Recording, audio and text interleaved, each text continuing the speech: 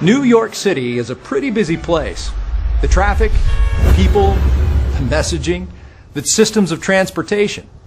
But when comparing a living cell to this great city, New York pales in comparison. A cell is so complex that scientists have only scratched the surface of what really goes on in there. However, even with our limited understanding, what we do know is that the inner workings of a simple cell are simply extraordinary. It's almost like there's a miniature city in every cell, and everybody has their own little job. If all the traffic lights decided to all just go crazy, you have issues that not only do we fix the light, but also we have traffic issues, we have crime issues, we have problems that snowball from one part breaking down.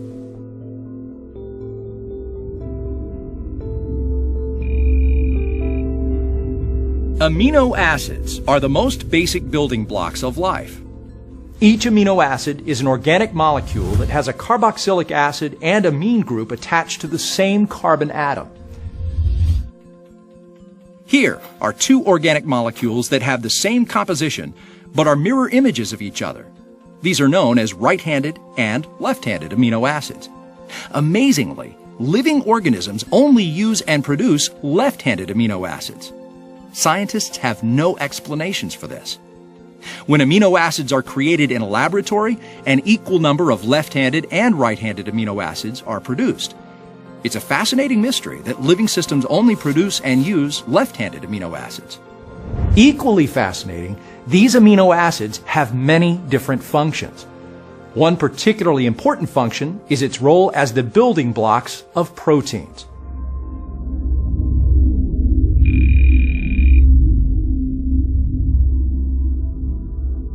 Proteins are linear chains of amino acids.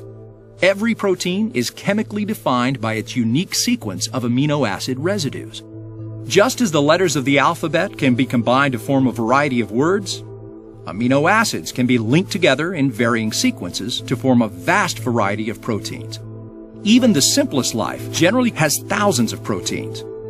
These proteins are essential to organisms and are involved in virtually every process within a living cell. Proteins have structural and mechanical functions. For instance, in muscles and the cytoskeleton, they help to maintain cell shape, while other proteins are important in cell signaling, immune responses, cell adhesion, and the cellular life cycle. One particular protein, called a motor protein, transports various cellular cargo, like energy-producing mitochondria, to cellular neighborhoods in need of fuel. They can also provide the pulling power needed to separate chromosomes during cell division. Amino acids carry information from one part of a cell to another, as well as to other cells within the organism. So as you can see, without amino acids and proteins, basic cell structure as we know it could not exist. Other important types of proteins are enzymes. Enzymes are catalytic proteins that have special slots which hold other molecules to make chemical reactions possible. There are over 2,000 enzymes, and each one is used to enable a chemical reaction without ultimately being altered itself. It's been observed that the slowest biological reaction would take 1 trillion years without an enzyme, but the same reaction takes only 1/100th of a second when the enzyme is present. Pretty impressive. Adenosine triphosphate, otherwise referred to as ATP, is the energy source the enzyme uses to enable the reaction.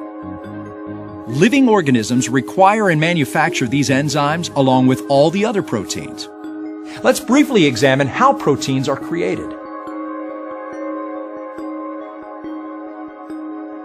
This animation demonstrates how the digital information encoded within DNA is used to direct protein synthesis.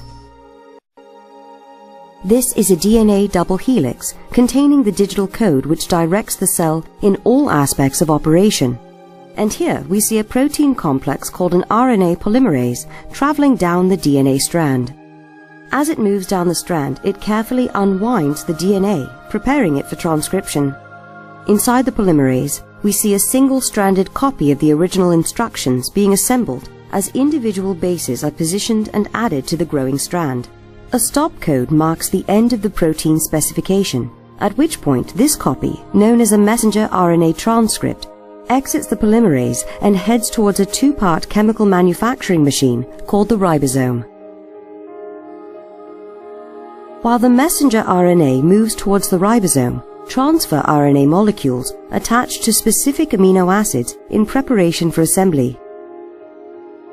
As the messenger RNA transcript passes through the ribosome, the process of translation begins. Using the instructions encoded on the messenger RNA as a template, the transfer RNA molecules align specific sequences of bases to corresponding amino acids, creating a protein chain. As this chain exits the ribosome, it is met by chaperones which prevent premature folding, while escorting the protein to a barrel-shaped machine called a chaperonin.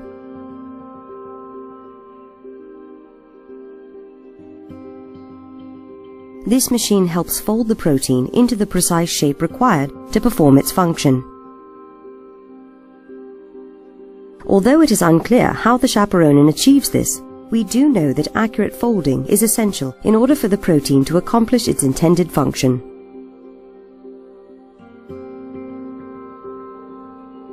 Once the protein is complete, it is released into the cytoplasm to do its job.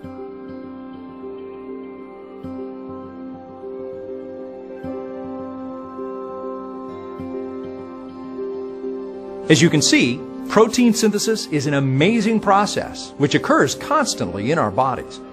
Now, get this. Ribosomes are made from RNA and proteins, so the ribosomes are made of the very proteins they manufacture. In fact, it takes over 150 existing proteins to manufacture just one protein. So in essence, it takes a protein to make a protein. It's this chicken and egg scenario that continues to baffle scientists. Were discovered over 300 years ago, it was thought that the structure of a cell was very simple. With the inventions of the electron and proton microscopes, we now have a much clearer understanding of the intricacies of life. The cell is an extremely efficient and well-networked computer system with thousands or even millions of processors and billions of bits of information. Cells are the structural and functional units of all living organisms. Some organisms, such as bacteria, are unicellular, consisting of a single cell. Other organisms, like humans, are multicellular, having many cells. In fact, it's estimated that an adult human has over 100 trillion cells, and each cell is an amazing world of its own. It can take in nutrients, convert the nutrients into energy, carry out specific functions, and reproduce itself as necessary. Even more amazing is that each cell stores its own set of instructions for carrying out each of these activities. Let's take a closer look at how a cell works. The first thing we see is the cell membrane. Much like the firewall software on your computer, the membrane contains protein gatekeepers, allowing only those components into the cell that belong and rejects all other components. Once we pass through this membrane, we see the organelles, or the organs of the cell. Ribosomes are the computer-controlled protein manufacturers of the cell. By fastening to an mRNA and using it as a template, the ribosome arranges amino acids in the correct sequence to form a particular protein. This process is known as translation. Golgi body. Next, we find a Golgi apparatus, also known as a Golgi body. Found in both plant and animal cells, Golgi bodies package and store proteins. Much like a post office, the Golgi packages and labels items, which it then sends to different parts of the cell. It's composed of membrane-bound stacks known as cisternae. Each cisterna is made up of a flattened membrane disc, and its primary job is to modify proteins, but it's also involved in the transport of lipids around the cell and the creation of lysosomes. Lysosomes. Lysosomes are spherical organelles which dispose of all the waste in the cell. These tiny organelles contain acid hydrolase enzymes that break up waste materials and cellular debris. The membrane around the lysosome allows the digestive enzymes to work at the 4.5 pH they require to break down the debris and dispose of it. Without the lysosomes, the cell would become overwhelmed with debris and ultimately self-destruct. Mitochondria. Mitochondria are the power plants of the cell, generating most of the cellular energy known as adenosine triphosphate, or ATP. In addition to supplying ATP, mitochondria are involved in a range of other processes, such as signaling, cellular differentiation, cell death, the control of the cell cycle, and cell growth. Nucleus. The nucleus is the control center of a cell. This is where we find most of the DNA which contains the instructions needed to create other elements of the cells. Like the motherboard of a computer controlling its components, the nucleus directs the growth, metabolism, and reproduction of the cell, among other things. Life requires fully functional DNA, RNA, ATP, enzymes, and other proteins. If any of those components were missing or not working properly, life would fail to exist. This continues to generate several unanswered questions. How could non-living material develop the hardware and software known to be required by all living organisms? How did nature develop the arbitrary protocols for communication and coordination among the thousands of computers in each cell? These kinds of questions lead to interesting discussions among scientists. Those who adhere to a purely naturalistic explanation for the existence of life are left struggling to find mechanisms to create such a sophisticated information source. Let's examine what DNA is and how it works to better understand how information is used in the cell.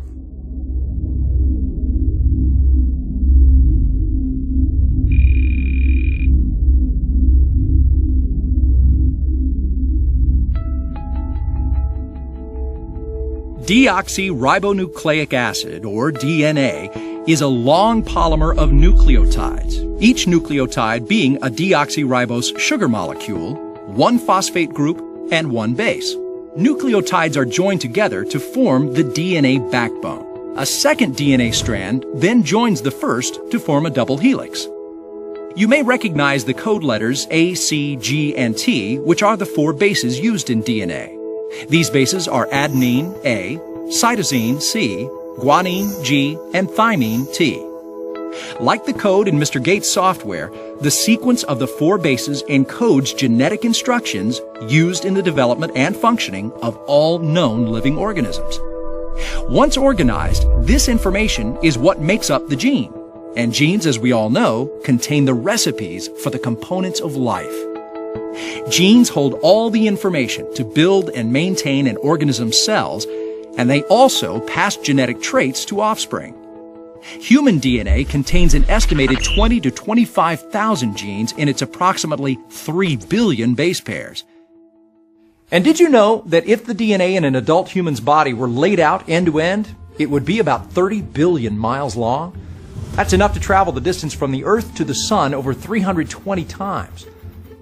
The DNA in the cells of my body is the same as that in a fruit fly, an orange, a hippo, an elephant. It's all the same chemically.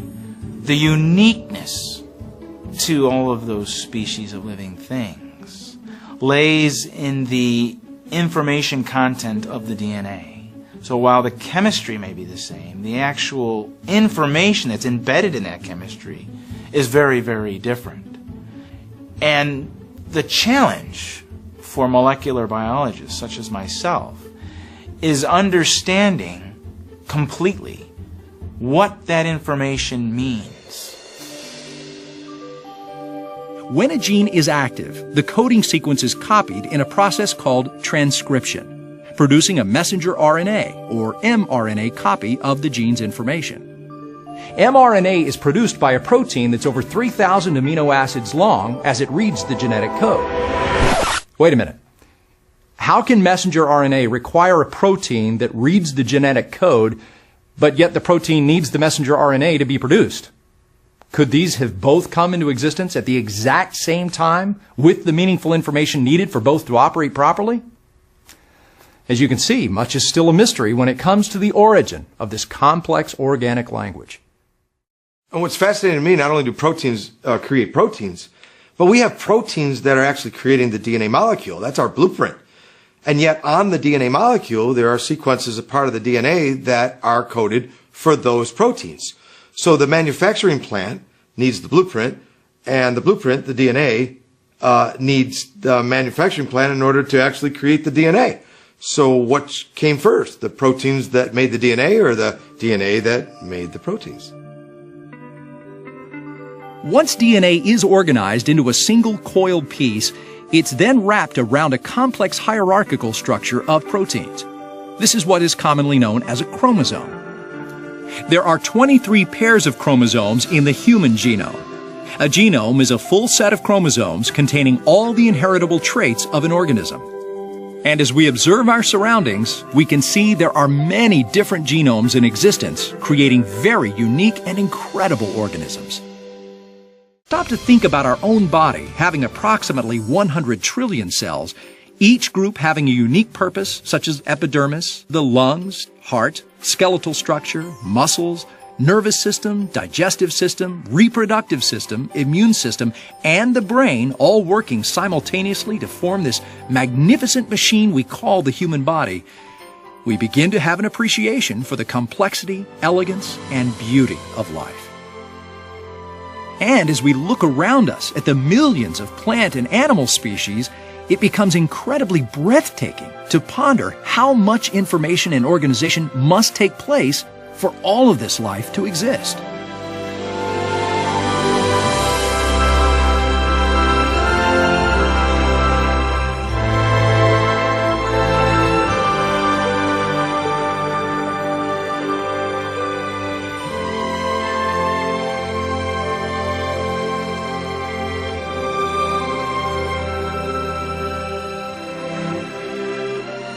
You know, we're all derived from a single cell, the zygote. And what marvels me is from this single cell, we get 250 distinct cell types, each of which has a very, very unique program. All of the cells, with a couple of exceptions, have a nucleus and have a genome. And that genome is the same across all the cells. So when we begin to think about the complexity of the genome, I think that's amazingly complex, how we go from a single cell to unique cells that have very specific programs of gene expression that are necessary for that unique cell to function. But we're only beginning to understand the information in our genome that directs those unique programs of gene expression. While we know a great deal about the cell and its functionality, we've only scratched the surface of its inner workings. Scientists are continually discovering new information and data concerning the cell and its DNA. As our knowledge increases, it gives us a deeper understanding of how complex a single cell really is. And as we ponder this miniature marvel, we begin to wonder, could this simple cell have evolved from the elements of the earth over time? Is it possible for this to have happened by natural processes? Possible simply means there is a zero chance of occurrence. However, when a probability becomes too small, it can be deemed operationally impossible or infeasible, meaning that we understand the possibility of it happening is greater than zero, but for all practical purposes, it's recorded as impossible. Now, when something is deemed operationally impossible, it's still technically possible. So some scientists try to justify arguing endless hypothetical scenarios simply on the grounds that they're theoretically possible, and then try to convince the public that something must have happened because it could have happened. An excellent example of this comes from the noted biologist George Wald. He once stated, when asked about the origin of life, however improbable we regard this event or any of the steps it involves, given enough time, it will almost certainly happen at least once. Time is the hero of the plot.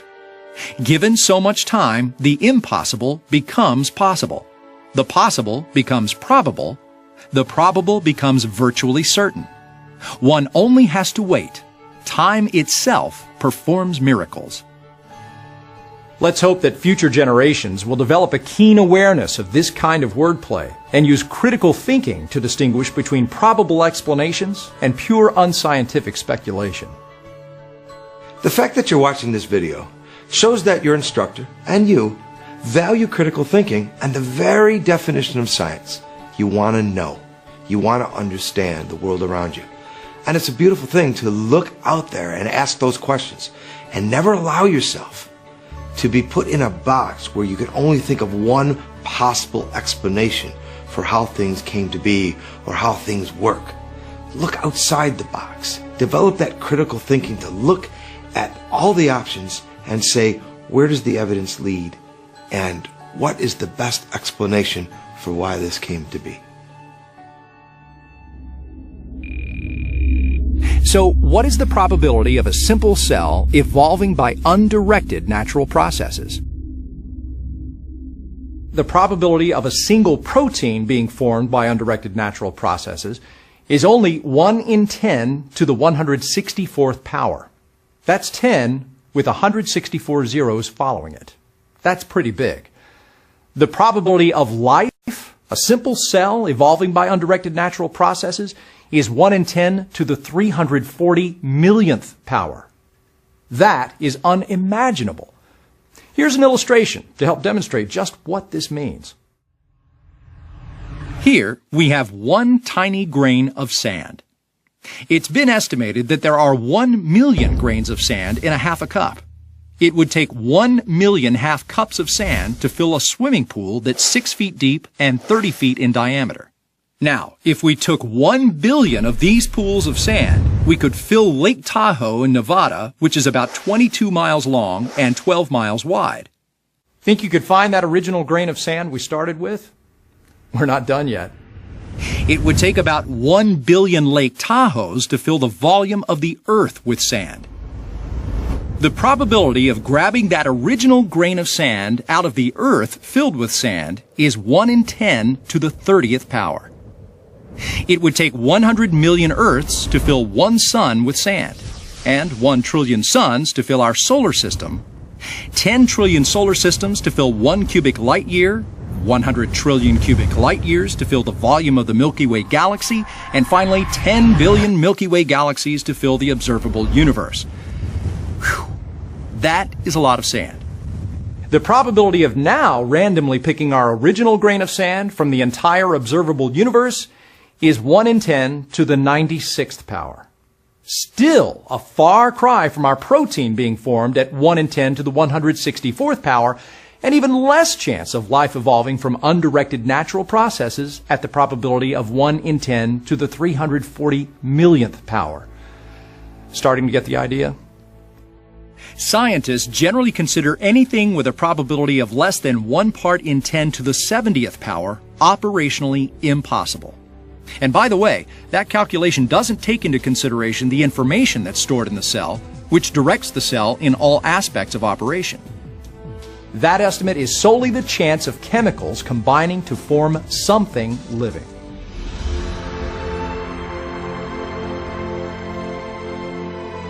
So, the chance of life evolving and retaining the information needed to replicate itself is astronomically smaller than anything we know. And that's only one organism. Think about what it would mean for millions of complex organisms to have evolved from an undirected natural process. According to information science, the probability is so small that it's deemed operationally impossible. So, knowing all of this, should the popular scenarios of chemical and biological evolution be taught globally as the only explanation of the origin of life and species? It's my belief that we're not opening our minds to the possibility of other explanations. Now, one of the most basic concepts you should have learned is that if observations and data contradict the theory you're testing, then the theory should be modified or abandoned. Unfortunately, this doesn't seem to be happening to the present, most popular model of origins. Instead, many scientists are trying to take information and make it fit the evolutionary models. But is that good science? Critical thinking is required to realize the information science aspects of this and to make sure that whatever scenarios you're coming up with do not violate the principles of information science. Too often, scientists, they believe that information can be generated by physical processes, and that simply is not true. Functional information cannot be generated from purely physical properties.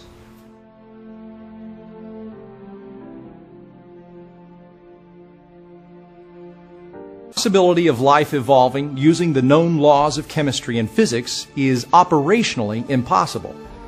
When we consider the laws of information, that possibility now becomes impossible. Meaningful prescriptive information cannot arise from nothing, no matter how much time you allow. And until we acknowledge this, we will never discover the origin of life. Thank you for joining me on this amazing journey through science and the programming of life. I would challenge you to examine the evidences and join the growing community of critical thinkers. Until next time.